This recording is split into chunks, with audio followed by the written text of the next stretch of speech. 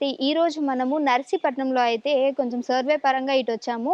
So, మీ అందరికీ తెలుసు ఆంధ్రాలో మనం ఎవరు గెలుపు ఉండబోతుంది ఎటు అనేసి ప్రజల దగ్గరికి వెళ్లి వారి దగ్గరే ప్రాబ్లమ్స్ కావచ్చు, వాళ్ళ అభిప్రాయం ఏంటో తెలుసుకోవడం జరుగుతుంది. అయితే అందులో భాగంగానే నారాయణరాజుపేటలో అయితే ఉన్నాము.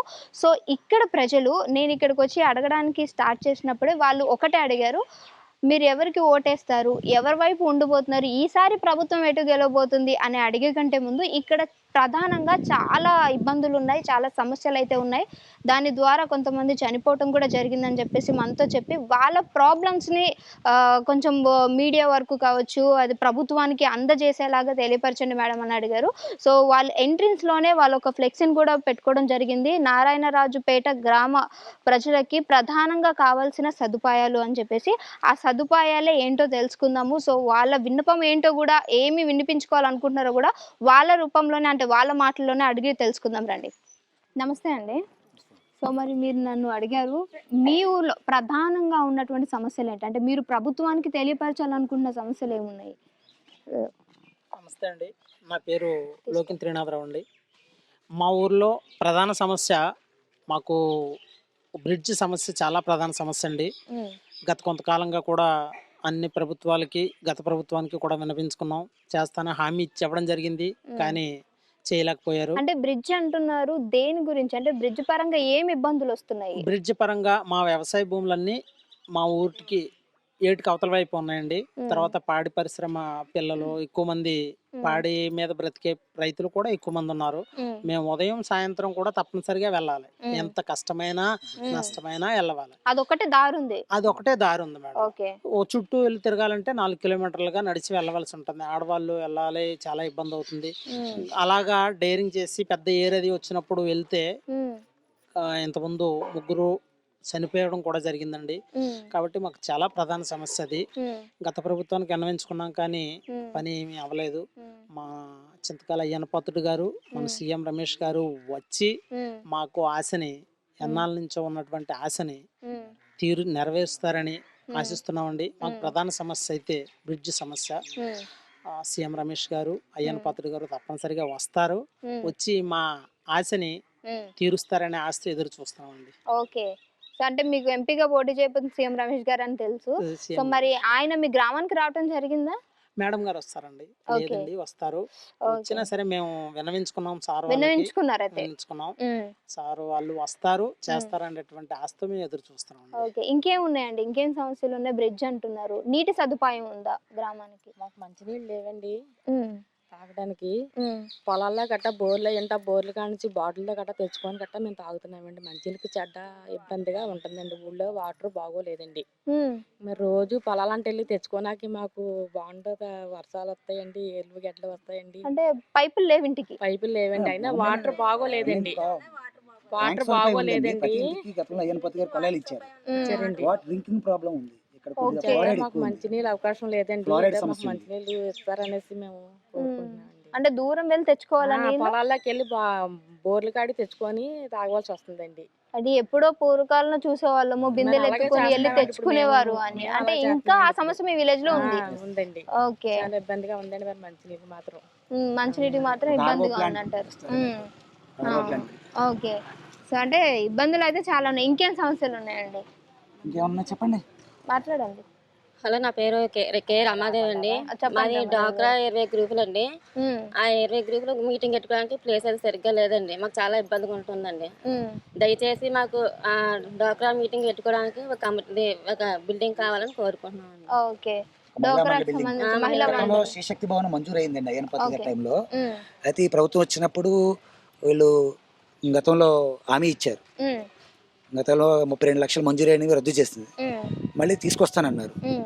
అది కూడా వీళ్ళు శాంక్షన్ చేయలేదు. ఓకే. గతంలో మనం ప్లాన్ చేస్తాం, శాంక్షన్ అయింది, దాన్ని రద్దు చేశారు. హ్మ్. మళ్ళా ఈ ఎన్డీఏ కూటమి వస్తుంది. ఈ హ్మ్. మహిళలకి కూడా ఒక బిల్డింగ్ అంటే ఇప్పుడు సపోజ్ టెంపుల్లో పెట్టుకుంటున్నారండి. లేడీస్కి రకరకాల సమస్యలు ఉంటాయి. అవును. వాళ్ళు ఆ టైంలో వచ్చి వాళ్ళు అక్కడ వెళ్ళి కూర్చోలేరు. చేయలేరు. కాబట్టి అవును. అందరూ అన్ని మీటింగ్లో పాల్గొలేకపోతారు. హ్మ్. అందుకే వాళ్ళకి ఒక శ్రీశక్తి భవనం కూడా అడుగుతున్నారండి వీళ్ళు. ఓకే. సో, అయితే మీరు మీ గ్రామంలోకొచ్చినప్పుడు మీరు నాకు ప్లేస్ చూపిచ్చారు. అయితే గ్రామానికి ఒక శ్మశాన వాటిక అనేది లేదు, దానివల్ల ఇబ్బందులు అవుతున్నాయి వర్షాకాలం అన్నట్టు మీరు చెప్పారు. అంటే దాని గురించి కొంచెం బ్రీఫ్గా ఎక్స్ప్లెయిన్ చేస్తారా? వర్షం పడ్డా ఎండగా అయినా మాకు చాలా ఇబ్బందిగా ఉంటుంది మా చేనులోని. ఉమ్, అది మాటకు కావాలి, చెడ్డ కావాలి మాకు. ఉమ్, శ్మశాన వాటిక ఉమ్. సో అంటే ఏంటి వర్షానికి ఎండకి అంటున్నారు. వర్షాకాలంలో ఏమవుతుందంటే వర్షం వచ్చినప్పుడు ఇబ్బంది పడుతున్నామండి. ఇందాక మీకు ఒక వ్యక్తి చెప్పారు, ఉమ్, ఆ ఏరు కూడా పైకి ఎక్కేసి దానం అవును. చేసేటప్పుడు కూడా ఇబ్బంది అయ్యిందని. ఉమ్, ఆ? ఉమ్, ఇప్పుడు మనకు ఒక పర్మనెంట్ షెడ్ అది కూడా గత ప్రభుత్వంలో మంజూరైంది. ఉమ్, చాలా అగ్రిమెంట్లు కూడా ఇచ్చారు ఈ ప్రభుత్వం, ఉమ్, కానీ వాళ్ళు ఏమీ చేయలేదు. ఉమ్, మళ్ళీ మాకు ఏంటంటే ఎన్ఆర్జిఎస్ ద్వారా ఒక శ్మశాన వాటిక తీసుకుంటే ఆ షెడ్లో మనం దహన కార్యక్రమాలు చేసుకోవడానికి ఉపయోగపడేలాగా. ఓకే. ఆ తర్వాత అక్కడ ఒక వాటర్ సమస్య అంటే ఆల్రెడీ మనం పైప్ లైన్ వేసాం, ఉమ్, ఇప్పుడు షవర్ బాత్ కూడా పెట్టుకోవాలనేటువంటి ఒక సంకల్పం ఉంది. ఓకే. సో అంటే ఊరికి ఉన్నటువంటి ప్రధాన సమస్యలు అయితే ఇవేనా? అంటే మా ఊర్లో అంటే పండగలకి దీంట్లో మేము యాక్చువల్లీ స్పోర్ట్స్ అనేది కండక్ట్ చేస్తుంటాము. ఓకే. సో అది ఎక్కడ పెడదామని మాకు ప్లేస్ లేదు. ఉమ్, గవర్నమెంట్ స్థలం అయితే ఉంది, కానీ ప్లే గ్రౌండ్ అనేది నిర్మించలేదు. అది వాళ్ళు మేము అడిగాము, చేస్తామని చెప్పారు గత ప్రభుత్వం, ఉమ్, కానీ అది అయితే మాకు కావాలి, మేమైతే కోరుకుంటున్నాము ఓకే. ఆ విధంగా. అదే మేమైతే గ్రౌండ్ ఒకటి కావాలని మేము కోరుకుంటున్నాం అండి. పిల్లలకి ఒకరు కండక్ట్ చేసినప్పుడు కానీ ఆ టైంలో మేము చాలా ఇబ్బంది పడుతున్నాం. ఉమ్, ఈ ఎవరో ఒకరు పంట భూమిలోనే ఏదో చేయాల్సి వస్తుంది, మళ్ళీ అప్పుడు ఏదో ఒక డిస్ప్యూట్ కానీ ఏదో ఒక ఆర్గ్యుమెంట్ అనేది వస్తుంది, అది ఖచ్చితంగా ఫేస్ చేయాల్సి వస్తుంది. ఉమ్, అలాగైతే ఇబ్బంది పడుతున్నాం. ఓకే. ఇంకోటి అంటే మామూలు ఫంక్షన్ హాల్ టైప్ ఏంటంటే మామూలు ఏమన్నా కొంతమంది చేసుకునే వాళ్ళు ఉండగలుగుతారు, కొంతమంది చేసుకోలేని వాళ్ళు ఉంటారు. సో దానివల్ల గవర్నమెంట్ కూడా ఫండ్స్ అనేవి వస్తాయి. ఏంటంటే ఇప్పుడు లేనివాడు అంటే ఫ్రీగా చేసుకుంటాడు, ఉన్నోడు ఏంటంటే ఎంతో కొంత అమౌంట్ ఇచ్చి చేసుకుంటాడు. సో దానివల్ల ఊరు కూడా ఎంతో కొంత అమౌంట్ వస్తుంది, దాంతో దేనికో దానికి ఉపయోగించి పనిచేస్తుంది. అది మా ఉద్దేశం. ఓకే. గ్రౌండ్ కళ్యాణ మండపం రెండు అయితే మేము ఎక్స్పెక్ట్ చేస్తున్నాం. ఓకే. ఓకే.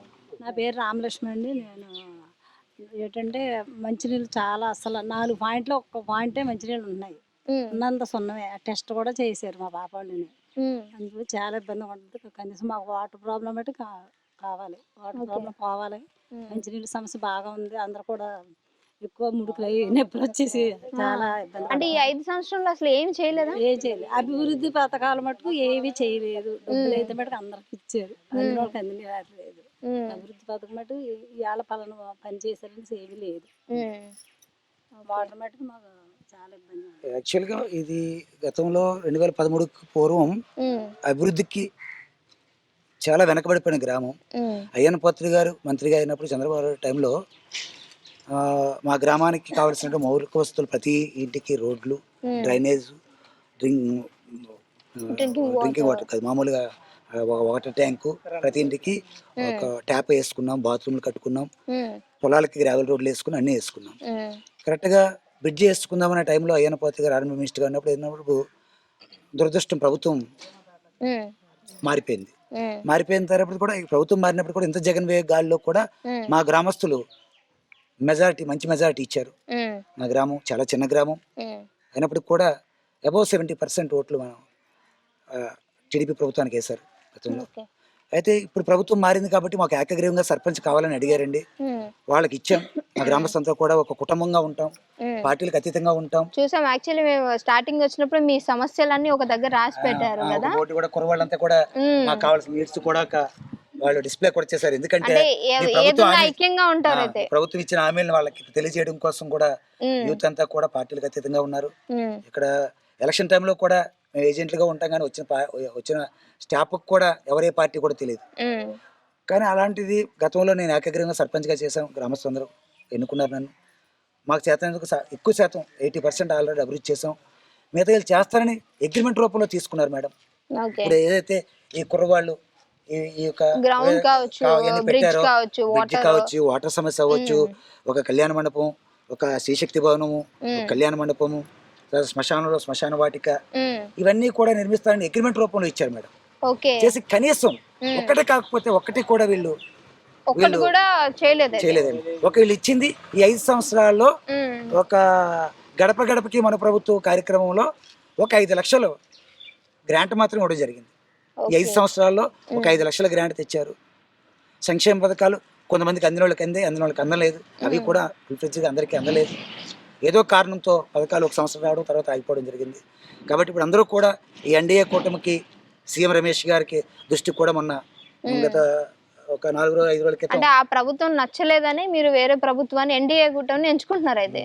యాక్చువల్లీ ఇక్కడ కూడా ఎక్కువగా తెలుగుదేశమే, కానీ అధికారం వైసీపీ ఉందని చెప్పి పార్టీలకు అతీతంగా తెలుగుదేశం సానుభూతి పరులు కూడా సరే ప్రభుత్వం వాళ్ళది ఉంది కాబట్టి అభివృద్ధాలు చేస్తారని వాళ్ళకి లోకల్ బాడీ ఎలక్షన్ వాళ్ళకి ఇవ్వడం జరిగింది. వాళ్ళ అగ్రిమెంట్ రూపంలో ఇచ్చారు, సర్పంచ్ మాకు కూడా మేము చేస్తామని. గత మే ఈయన వైస్ సర్పంచ్ నేను ఆర్ట్ ఆఫ్ లివింగ్ ద్వారా CSR funding 25 lakhs last year తీసుకొస్తానని చెప్తే దానికి కనీసం శాంక్షన్ లెటర్స్ ఇవ్వలేదు. వీళ్ళ పరిస్థితి ఎలా ఉందంటే అమ్మ పెట్టలేదు, అడుక్కు తినలేదు అన్నట్టుగా ఉంది. మరి ఒక విధంగా మరి ఏ ముఖం పెట్టుకున్నప్పుడు వచ్చి ఓట్లు అడుగుతున్నారో కూడా. ఇప్పుడు వేళ మేము ధైర్యంగా చెప్తున్నాం గతంలో చేసామని. మేము ఈ సమస్యలు కూడా మన సీఎం రమేష్ గారి ఆఫీస్ తీసుకొని వెళ్ళాం. ఇంకొక విజన్ తో కూడా మేము వెళ్తున్నాం, ఒక సంకల్పంతో. యూత్లందరూ కూడా మళ్ళీ మాట్లాడుకున్నాం, మనం రూపాయి తీసుకోవద్దు, ఒక మందుకాయ తీసుకోవద్దు. మహిళలు కూడా అందరూ కూడా మాకు రూపాయి వద్దండి, ఒక మగవాళ్ళు కూడా మాకు మందుకాయ వద్దు, మాకు వద్దు. మాకు కావాల్సిన ఈ ప్రధాన సమస్యలు అంటే త్రాగునీటి సమస్య, బ్రిడ్జి నిర్మాణము, ఒక కళ్యాణ మండపము, ప్లే గ్రౌండ్, ఒక కళాక్షేత్రము, శ్మశానంలో షెడ్. ఇక్కడ కూడా చాలా మంది auto followers. Schools madam, school ఒకటి నిర్మిస్తానన్నారు, మర్చిపోయాను, శిథిలావస్థలో ఉంది, దాన్ని నిర్మిస్తానన్నారు. లేదు ఇంకా దాన్ని నిర్మించలేదు. హాస్పిటల్స్ ఇవన్నీ ఇలాంటి సదుపాయాలన్నీ కూడా మేము మాకురపల్లి వెళ్ళాలండి. అంటే మీ గ్రామానికి ఏమి లేదు. ఎంత దూరం ఉండొచ్చు ఇక్కడ నుంచి? ఇక్కడ నుంచి ఒక 4 kilometers వెళ్ళాలండి. 4 kilometers. హాస్పిటల్ స్కూల్ ఇక్కడే ఉంది, శిథిలావస్థకు వచ్చిందండి. అంగన్వాడీ కూడా శిథిలావస్థకు వచ్చింది, అవి కూడా అగ్రిమెంట్ లో రాశారు, అవి కూడా చేస్తాండి. ఇంకా మరి ముఖ్యంగా అంటే జగన్ గారు వచ్చిన తర్వాత ఎక్కువగా స్కూల్స్ ని డెవలప్ చేశారు కదా, మీ గ్రామానికి కూడా వాస్తవం మనం ఒప్పుకోవాలి. నాడు నేడులో చాలా విలేజెస్ లో డెవలప్ చేశారు. మా యొక్క గ్రామానికి నాడు నేడులో కూడా పెట్టలేకపోయారు మేడం. మీ దగ్గర మాత్రం ఎలాంటి అభివృద్ధి లేదు. ఇంకా ముఖ్యంగా ఏం చెప్పంటారండి మేడం, అక్కడ కాలనీలో మీరు వచ్చేటప్పుడు స్టార్టింగ్ లో ఒక పిల్లర్స్ తో ఒక బిల్డింగ్ కనిపించింది, స్కూల్ కి ఆపోజిట్ లో ఎంట్రన్స్ లోనే. అక్కడ ఒక కుర్రవాళ్ళంతా కలిపి ఒక షెడ్ వేసుకున్నారండి. ప్రతి సంవత్సరం అక్కడ వినాయకుడిని సంబరం చేసుకునేవాళ్ళు, నవరాత్రులు బ్రహ్మాండంగా అన్నసంతర్పణ పెట్టుకునేవాళ్ళు. వీళ్ళు జగన్మోహన్ రెడ్డి వచ్చి ఫస్ట్ స్టార్టింగ్ లో ఏమి దానికి కూడగొట్టింది ఏంటి, అది ప్రజావేదికను కూలగట్టి ఆడి ఎలాగైతే రాష్ట్రాన్ని భ్రష్టు పట్టించాడో, ఇక్కడ ఈ వైసీపీ నాయకులు ఈ వినాయక షెడ్ తోటే వీళ్ళు కూలగొట్టడం మొదలు పెట్టారు. మినీ గ్రంథాలయం కడతారండి. పోనీ కట్టారా? కట్టలేదు. అంటే మన సాంప్రదాయంగా ఏ పని చేసినా ఫస్ట్ మన వినాయక పూజ చేస్తాం.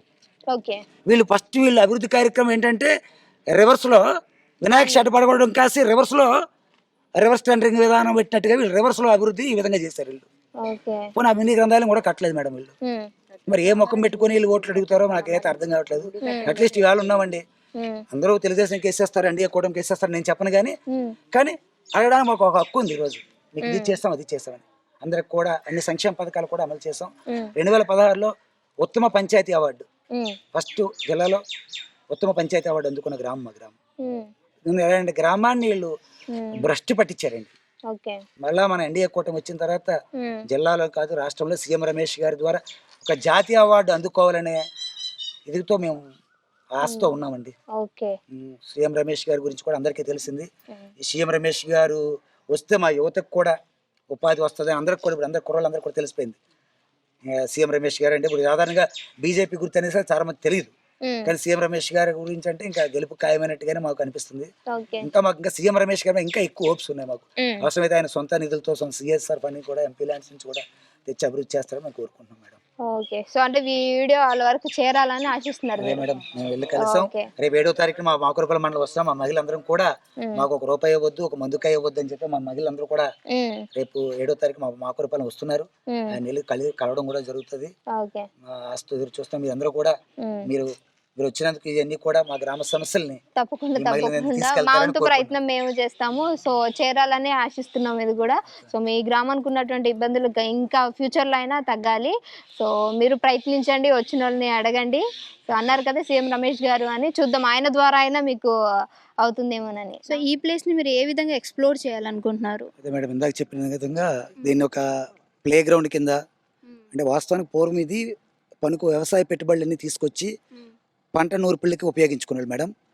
ఇప్పుడు కొద్దిగా ఇబ్బంది అవుతుంది. పిల్లలు ప్లే గ్రౌండ్ కింద ఇదే ఉపయోగించుకున్నారు. గత ప్రభుత్వంలో అయ్యనపతి గారి టైంలో నేను సర్పంచ్ ఉండగా దీన్ని కొద్ది వరకు డెవలప్ చేయడం జరిగింది. వీళ్ళు అగ్రిమెంట్లో కూడా ఇది కూడా అగ్రిమెంట్లు ఇది ఒకటి ప్లే గ్రౌండ్ తయారు చేస్తాను. ఇప్పుడు మా ఆలోచన ఇది ఒక 98 సెంట్లు అండి. ఇది ఈ 98 సెంట్లలోని ఇక ఫిల్ చేసి ఈ రోడ్ హైట్కి ప్రొటెక్షన్ వాళ్ళు కట్టి దీన్ని గ్రావెల్ ఫిల్ చేసి ప్లే గ్రౌండ్గానే కాకుండా వ్యవసాయ నూర్పుల టైంలో రైతుకు కూడా ఉపయోగపడేలాగా, తర్వాత ఈ ప్లేస్లో యాంపీ థియేటర్ల ఒక 12/18 సైజు ఒక యాంపీ థియేటర్లో ఓపెన్ స్టేజ్ కట్టేస్తే కల్చరల్ ప్రోగ్రామ్స్ పెట్టుకోవడానికి కావచ్చు, లేకపోతే ఏమైనా ఫంక్షన్ చేసుకోవడానికి ఇక్కడ ఒక యాంపీ థియేటర్ అండ్ ప్లే గ్రౌండ్ రూపంలో దీన్ని డెవలప్ చేసుకుందామని ఈ సీఎం రమేష్ గారి ద్వారా, అయ్యనపతి గారి ద్వారా గ్రాంట్ తెచ్చుకొని చేసుకోవాలని మా వ్యవసాయ రైతులకి మరియు మా యువకులకు క్రీడలను ప్రోత్సహించడం కోసం మరియు సాంస్కృతిక కార్యక్రమాలు పెట్టుకోవడం మా గ్రామానికి ఉపయోగపడుతుందని మా యొక్క ఆలోచన మేడం.